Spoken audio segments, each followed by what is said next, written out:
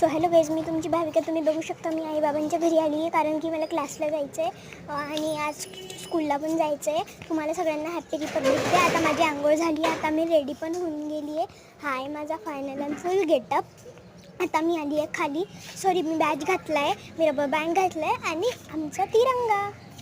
आता खाली येऊन गेली आहे मी आणि आता मी तिरंगा फडकवते मस्तपैकी. या आपोआप फडकतो आहे तो. आता मी खाली आली आहे कारण मोठी मम्मी मला घ्यायला येणार आहे घेऊन जायसाठी. सो खाली तयारी करायला आली बाकीची. सो खाली मी आली आहे.